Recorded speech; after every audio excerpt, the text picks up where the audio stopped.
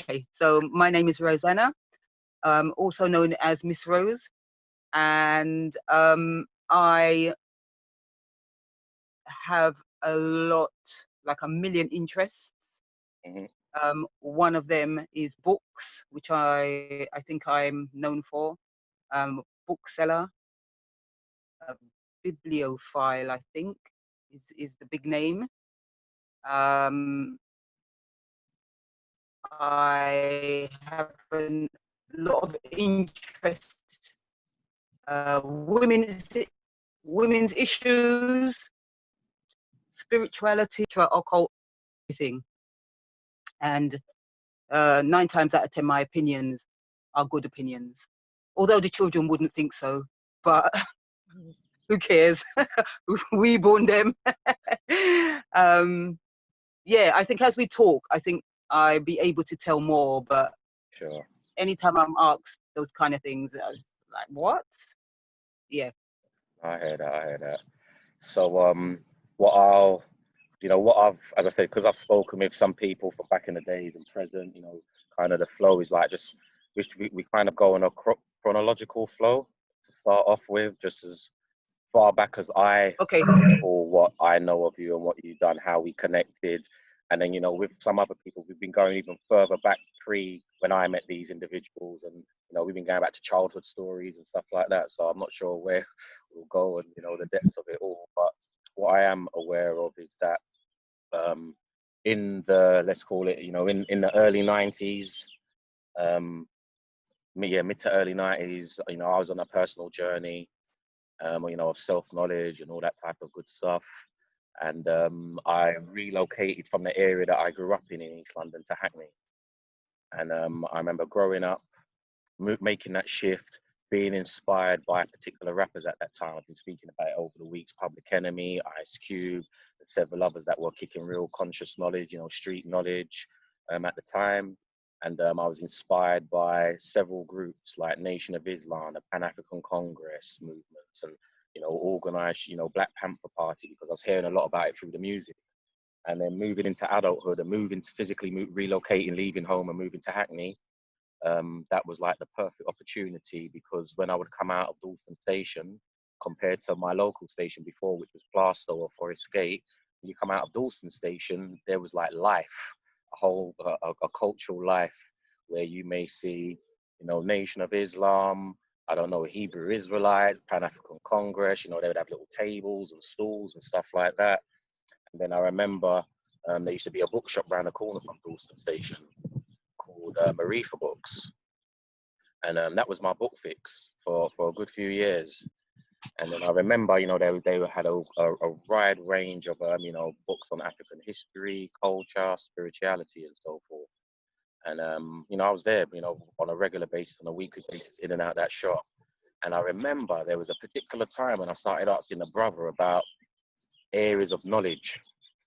In particular, at that time, I think I was getting into stuff like, I was asking about the chakras and yoga and, more practical information that was available.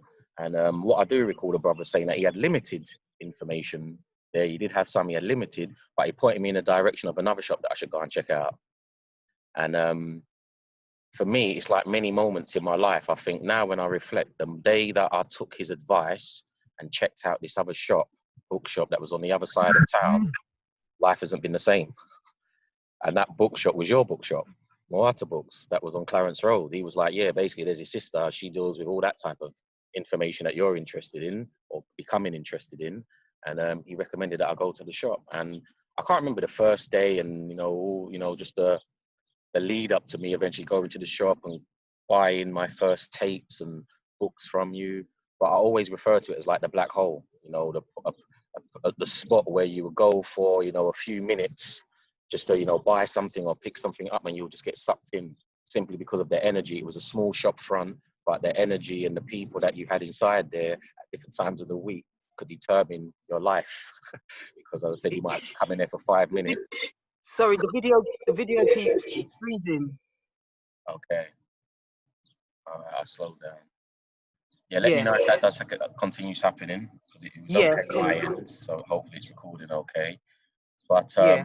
I'm just saying all that to say that I got into the shop and it was like a real small shop, but fully packed with high energy, high knowledge. I remember stepping in there a few times, like initially, and it'd be, like 4, 5, 6, 7 people inside there, just breaking down knowledge, ciphering, and it was just a whole new experience for me personally. And I remember, feeling at that time when I first came to the shop, like it was some kind of secret society or some, some yeah, some fraternity thing going on there. And, I wanted in. I wanted to be around having those conversations. And what I remember, the day that changed for me, this is the day that I really recollect, that I think my relationship and my respect for you really opened up, was when, just as a punter, I came to the shop one day, and whatever time you closed the shop, I remember I got to the shop and I went to open the door and the door was closed. And I probably had only come to your shop about 2 or 3 times prior to that. I remember the door was locked, but I could see people in the back. And I thought, okay, it's like a private event, or you guys are, you're doing some stock taking or something in the back.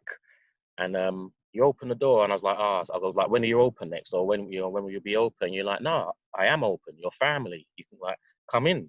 You allowed me in and closed the door, and then I just started meeting and connecting with people. And I want to move forward as we move forward. But I just really respect and appreciate what you've done in opening your doors, opening your books, opening your knowledge, and giving myself and many other people access in our community. Because not only did you do what was required to be done, in that regards, but you've done some real groundbreaking stuff.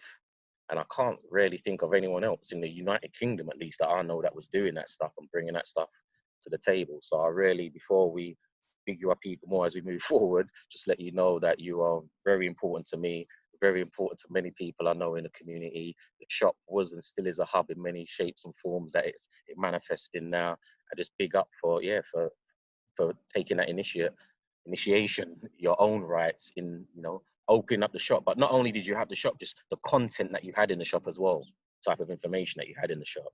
So with that, I want to go back and just ask you, it's like, what inspired you to open up a bookshop? Why did you open up a bookshop in the first place? What was behind that? How did that happen? My cousin used to work in a place where they used to shred stuff. And she used to say to me, the amount of books that then people used to shred. She said, you're always reading, you're always going on about books, etc., etc. And she just kept on saying it. Do you want some? Do you want some? And I said to her, yeah, flippantly. I'm like, yeah, I would like some. But she says, you'll have to get somebody to collect, because whenever you come, it will be a lot of books, and it could be anything. Eventually I did, and she got me the first load of books, and they were education, it was everything. And so she said, there's more. And she just used to say about how criminal it was, the amount of books that were wasted. The usual thing, that why can't they send it to different countries, to the Caribbean, to Africa, whatever, and they never did. So she got me my first set of books. I started speaking to people. I've got these books, £1, 50 pence, £1, you can have them. And it literally started from there. As simple as that. But my main focus was, once I started to get the books, was to make books cheap and accessible for those who could not afford it. That had always, right from the very beginning, that was what I wanted to do. Because I think I had the 3 children at the time. And yes, you could go and buy books, but you had to pay a lot of money for books back then. And yeah, no, that's how it started. And then there was the black market in Willesden. That's right. They had the black market in Willesden. They did it once a month. It was run by Hazel and Pasco Sawyers, husband and wife. And you could go and you could get a table. And with the little books that I had, I got a table. I sold the books. The first time we went there, sold out.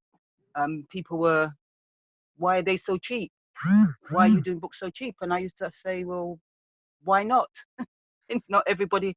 And you always had to tell the story. Even to this day, you have to tell the story that anybody who is broke, who don't have a lot of money, have a lot of children, all their students, it would be nice for them to do cheap books, because everybody else was doing cheap books, or had a cheap, all the bookshops had a cheap section, you know, like a secondhand section.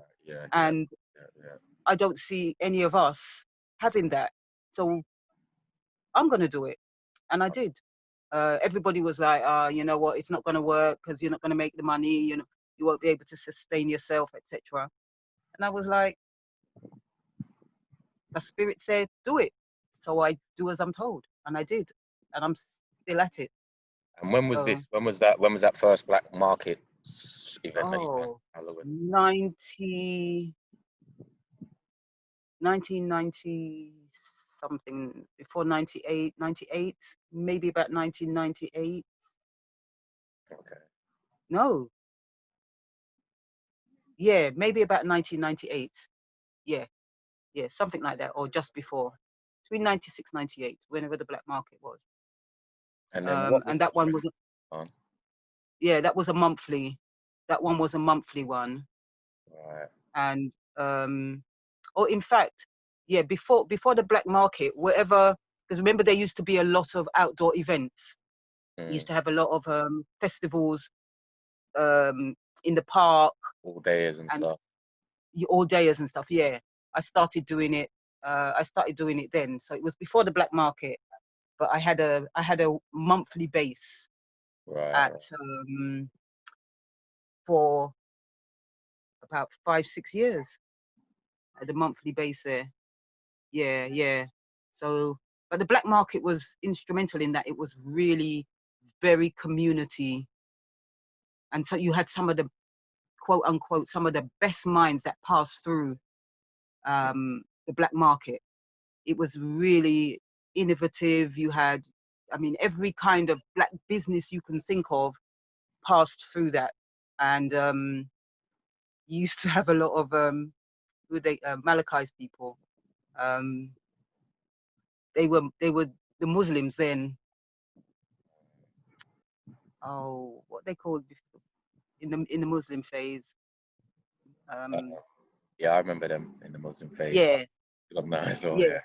So you had them come down. You had the Nation of Islam come down, Christians, whomever, and you got the Pan-Africanists, you've got the spiritualists, and every month without fail, by my table, there was big, huge debates and discussions. And as we said, that didn't stop there. Every month, to the point I took a corner space so that you wouldn't get in the way of the other traders and stuff like that.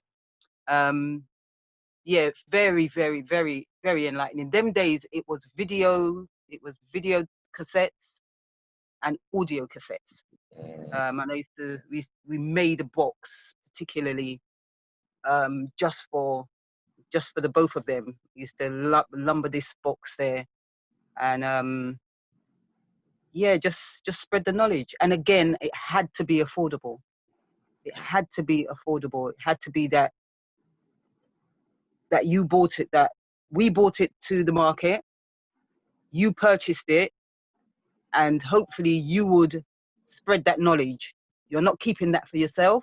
You're spreading that knowledge. You know, you would duplicate the tapes, duplicate the videos, and spread the knowledge. And that's what that was really all about.